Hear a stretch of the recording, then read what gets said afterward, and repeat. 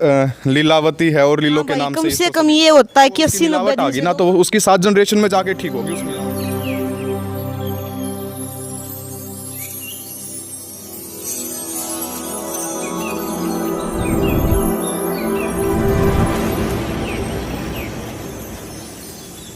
पशुपालक जागरण मंच YouTube channel के सभी दर्शकों को अंजलि आर्या की तरफ से हाथ जोड़कर नमस्ते राम राम।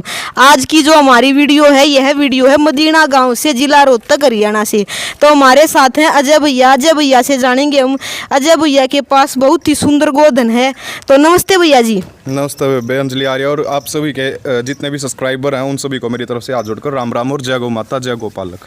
तो भैया जी, आप एक बात बताइए मुझे, जैसे कि आप आजकल क्या है, समाज में पढ़े लिखे जो बच्चे होते हैं वो यानी पशुपालन से गोपालन से बहुत ही दूर हैं। तो आप इस फील्ड में कब से और कब से गोपालन कर रहे हो? जी, गोपालन तो 2014 से शुरू किया है। 14 सितंबर 2014 के दिन हमारी ये गाय हम घर पे लेके आए थे, और उससे पहले तो भैंस रखते थे, बहुत ही बढ़िया दादा घर कभी मतलब पूर्वज ही रखते आए हैं, पर गाय के ऊपर काम 14 सितंबर 2014 से शुरू किया हमने।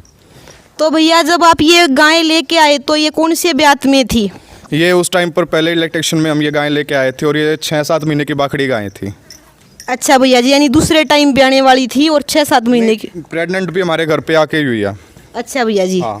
तो कहाँ से लेके आए थे भैया इसने आप? ये हरियाणा और राजस्थान बॉर्डर के पास से लेके आए थे, हिसार साइड से। जगह का तो नाम मेरे को याद नहीं अभी, वो पर वहीं से लेके आए थे, बॉर्डर के ऊपर से, हरियाणा और राजस्थान बॉर्डर से।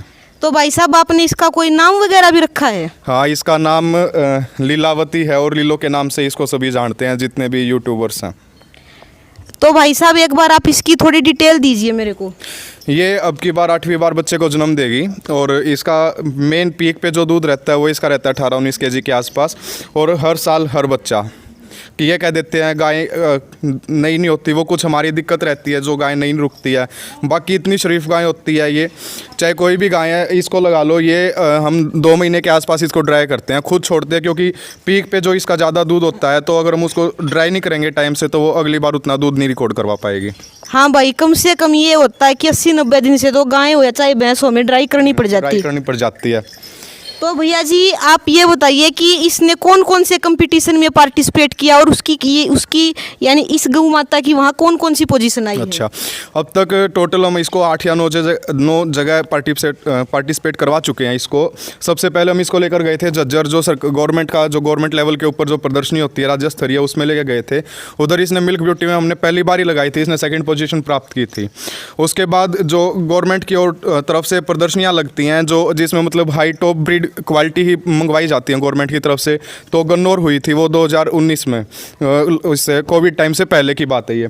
तो उधर गन्नौर लेके गए। उसके बाद फिर NDRI, मतलब जितने भी उसके बाद जितने भी कंपटीशन हुए सभी में गई है, और भगवान की दया से आज तक कहीं से खाली हाथ नहीं आई है, ना ही हमको निराश करके लौटी है वापस।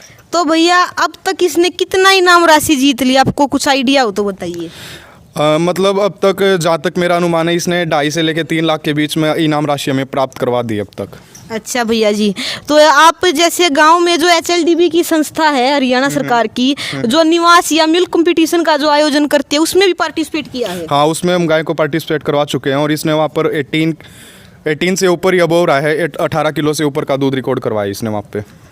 तो भाई साहब, क्या अब आप इसको बेचना चाहोगे? नहीं, गाय तो कोई भी बिक्री के लिए उपलब्ध नहीं है। हाँ, एक गाय है ये, अगर वो अंकल की इच्छा होगी इसको बेचेंगे, नहीं तो कोई भी गाय बिक्री के लिए नहीं है। नई सेल परचेज का काम है, गोपालन के ऊपर काम कर रहे हैं। इसकी नस्ल को संवर्धन के लिए हम कुछ थोड़ी प्रोसेस कर रहे हैं जितनी हमसे हो सकती। तो अब हाल में ये ड्राई है, तो अब कब बच्चा देगी ये? अभी इसके 3 तारीख से 2 महीने रह जाएंगे जो डॉक्यूमेंट के अकॉर्डिंग है, पर ये 20 दिन ऊपर लेती है, तो ये लगा लो अभी इसके 2.5 महीने के आसपास रहता है टाइम। कौन से बुल से क्या बिन भैया ये HLDB का नहीं, HLDB नहीं, रुद्रनाथ गांव खरकड़ा गोलू के पास है। उसके सीमन से प्रेग्नेंट करवा रखा है अभी इसको। अच्छा, हाँ, रुद्रनाथ वाला, रुद्रनाथ खरकड़ा, गोलू खरकड़ा सर के पास है। तो भैया, जैसे आपने बताया कि आप 2014 से गोपालन कर रहे हो, तो आप अकेले करते हो या फैमिली वाले भी सपोर्ट करते हैं? मेरा तो कुछ काम ही नहीं है, सारा काम मम्मी का ही है। मम्मी इनको संभालते हैं, इनका हरा चारा लेके आते हैं। बस मैं तो ये है कि कोई कैमरा आ गया उसके सामने खड़े होकर इंट्रो दे दिया, बाकी गोपालन तो मम्मी कर रहे हैं। अच्छा भैया जी, तो अब इसके साथ जो आपके पास जो इसकी जो फीमेल काफ है आपके पास, एक बार उसकी जानकारी और दीजिए, कौन सी है? इसकी 2 फीमेल काफ अभी हमारे पास है, मतलब एक काफ है और एक अडल्ट ही है। वो तीसरी बार बच्चे को जन्म दिया उसने तीसरी बार में कम से कम भी 18 किलो दूध 3 थनों से निकाल के दिखाया है। दूसरी बार जब उसके तीनों थन ठीक थे तब उसने 16-17 किलो दूसरे बार में दिया है, और स्टार्टिंग जब उसका पहला इलेक्ट्रेशन था उस टाइम पे उसने 14 किलो 875 ग्राम HLDB के अंदर रिकॉर्ड कराया फर्स्ट टाइमर ने। तो इसको दिक्कत क्या हो गई भैया अभी? इसको मास्टाइटिस हो गया था। ये मानना है मेरा तो कि जो इसका जो पहला बछड़ा था जो अभी गोचर गया हुआ है चंडीगढ़ के पास है, तो उसने मेरे को लगता है जहाँ तक उसने इसका एक थन चुंग लिया था तो उसकी वजह से इसके थन में थोड़ी दिक्कत आ गई थी, और फिर वो एक थन नाय के बराबर ही रहता है अब की बार, तो मतलब 3-4 दारी रहती हैं उसमें से। अच्छा, और दूसरी ये वाली है? हाँ, दूसरी ये इसकी फीमेल काफ है, और इसकी उम्र अभी 1.5 साल 3 तारीख को, मतलब अभी ये 4 तारीख आएगी, 1.5 साल और 1 महीने की हो जाएगी अभी ये, और इसको प्रेग्नेंट भी करवा दिया मैंने। अच्छा, कौन से बुल से? HLDB का सेक्सीमन रखवाया, जो भी ABS के पास गया हुआ है आंध्र प्रदेश वीरावली में, उनका कोई बुल है जो HLDB से गया था, उसके सेक्सीमन से प्रेग्नेंट करवाया इसको। अच्छा, एज क्या हो गई भैया इसकी? इसकी 1.5 साल और 15-20 दिन ऊपर हुआ है। इसका कोई नाम वगैरह रखा है? इसका नाम बिजली रखा है। बिजली रखा है? बिजली क्यों रखा है जी? बिजली मतलब ये जब ये छोटी थी इसके अंदर इतनी फुर्ती थी, ये एक आदमी से तो आराम से इसको पकड़ा भी नहीं जाता था, इसलिए मैंने इसका नाम बिजली रख दिया उस टाइम पे। अच्छा भैया जी, इसके बाद जो आपके पास और जो गौ माताएं हैं उनकी और थोड़ी डिटेल दीजिए। ये मेरी राधा बछड़ी है, अभी 2 दांत हुई है ये। इसकी उम्र लगभग 2.5 साल के आसपास होगी, और इसका 4 तारीख से इसका 1 महीना रह जाएगा डॉक्यूमेंट के अकॉर्डिंग डिलीवरी का, तो पता नहीं अभी कितने दिन ऊपर लेगी। और अब ये जो भिवानी राज्य स्तरीय पशु प्रदर्शनी हुई थी उसमें इसने कंसोलेशन प्राइज़ प्राप्त किया था, और मेरी जहाँ तक अनुमान है कि अगर मेरी थोड़ी बहुत भी उसमें जजों के अंदर थोड़ी बहुत भी इंक्लूडेशन होती तो इसकी पहली पोजीशन आती, क्योंकि कोई भी देखने वाला ये नहीं बता रहा था कि इसको भी कंसोलेशन में लगे। भैया ऐसा है, जो भिवानी पशु प्रदर्शनी थी उसमें कहीं ना कहीं जो पशुपालक हैं, आम गोपालक हैं, साधारण गोपालक, वो नाराज होकर ही गए हैं, क्योंकि जो बॉडी करेक्टर जो इसके अंदर हैं वो होते हैं हरियाणा गवर्नमेंट के ऊपर। उन्होंने क्या कहा था कंसोलेशन प्राइज़ रखने के लिए कि इसके सुंडी है, सुंडी हरियाणा जो देसी गाय है उसमें 4 उंगल तक की सुंडी है ना, 4 इतनी सुंडी है, तो वो सुंडी हरियाणा में आती है। और ये मान्यता बना रखे कि हरियाणा में सुंडी नहीं होती, उसका खिंचावा शरीर होता है। वो खिंचावा शरीर और सुंडी नागौरी नस्ल में होता है। जी भैया जी, जी हरियाणा जो नस्ल है उसकी जो थोड़ी ढीलापन होगा शरीर में वो हरियाणा नस्ल होती है। बिल्कुल बैच जैसा शरीर है वो हरियाणा नस्ल नहीं होती, नागौरी नस्ल में आती है वो चीज़। पर ये कुछ यूट्यूबर्स हैं, कुछ ये कह लो कि जिनको मतलब कम पता है इस ब्रीड के बारे में, उन्होंने इतना प्रचार कर दिया इस चीज़ के ऊपर कि हरियाणा नस्ल में सुंडी नहीं होती, पर उसकी 4 से 5 इंच तक सुंडी हो सकती है। उसमें 4-5 इंच नहीं, 4-5 उंगल तक की ये इतनी सुंडी उसके अंदर आराम से हो सकती है। ये जो आपने जानकारी दी है भैया, एक बिल्कुल 100% सच है, क्योंकि बहुत से का मानना है कि ना भी नहीं होती, ये नहीं होती, जो आगे झालर है वो कम होती है, लेकिन वो नागौरी की होती है। और कुछ जो ये झालर आती है, ये HLDB की जो संस्था है उसने जो HLDB के हम जितने भी सीमन लेंगे उनमें जो ये झालर आएगी ना, जो ये वाली चीज़ है, ये थोड़ी हमें मोटी देखने को मिलती है। मोटी क्यों देखने को मिलती है? HLDB के पास हरियाणा और थारपारकर दोनों मिक्स ब्रीड रखते थे वो पहले, तो जो अब उनके जो सीमन में जो टॉप के जो उन्होंने बुल रख रखे हैं, तो वो उसकी जो थारपारकर नस्ल है ना वो 7 जनरेशन तक अपना इफेक्ट शो करती है। तो ये नहीं होता कि एक ही बार में वो जो थारपारकर वो अपने आप को भूल जाएगी। अब अगर हम हरियाणा के ऊपर सीमन रखवाएंगे थारपारकर का, अगर उसमें वो उसकी मिलावट आ गई ना, तो उसकी 7 जनरेशन में जाके ठीक होगी उस मिलावट की। ये जो बिजली बछड़ी है मेरी, ये देखने में बिल्कुल प्योर हरियाणा देसी लग रही है, पर इसकी जो झालर है वो एक पॉइंट शो कर रही है कि थारपारकर मिक्स है। ये शो क्यों इसलिए कर रही है क्योंकि ये खुद HLDB के सीमन की बछड़ी है। जी जी। तो भैया और जैसे आपने इसकी भी डिटेल दे दी, और जो सामने गोधन है एक बार उसका और बताइयो। ये सामने इसका नाम हमने लिलो 2 रखा है, क्योंकि लिलो बड़ी लिलो ये है, इसकी बिल्कुल कॉपी है, सेम टू सेम, रंग में भी, करैक्टर में भी, चाल डाल बिल्कुल वही चीज़ है। ये अभी हम नई परचेज करके लाए थे NDRI के लिए, जो कंपटीशन होना था उस चीज़ के लिए, पर वो हुआ नहीं, पता नहीं क्या था। और ये अगले तो बोल रहे थे कि सेकंड इलेक्ट्रेशन में हो सकता है तीसरी बार भी हो, वो तो हम तो अपनी सेवा के लिए लाए हैं, चाहे चौथी बार भी हो। पर अगलों ने दूसरी बार बताई थी। अभी इसके 10-15 दिन रहते हैं डिलीवरी टाइम, इसका 10-15 दिन का रहता है अभी। और उसके बाद जो सफ़ेद गऊ माता है भैया, उसके बारे में? ये सफ़ेद सुंदरी हम चरखे दादरी मास्टर बलराज जी हैं खरकड़ा गांव से, वो वहाँ रहते हैं, उनके पास से परचेज़ करके लाए थे। इसके नीचे अभी 15-16 किलो दूध तैयार है। बाकी जो इसकी लेंथ और जो इसकी हाइट है उसको देख के कोई ये अंदाज़ा लगा सकता कि देसी गाय इस हाइट और लेंथ में भी इतना दूध दे सकती है, पर इसमें 15-16 किलो दूध अभी तैयार है। तो भैया जी, जैसा है आपके पास इतना सुंदर गोधन है, और दूसरा कि इतनी कम एज में और पढ़ने लिखने के साथ आपको इतनी ज़्यादा नॉलेज है, तो जैसे आप जो साधारण पशुपालक हैं, गोपालक हैं, उनको आप क्या संदेश देना चाहोगे हरियाणा नस्ल के प्रति?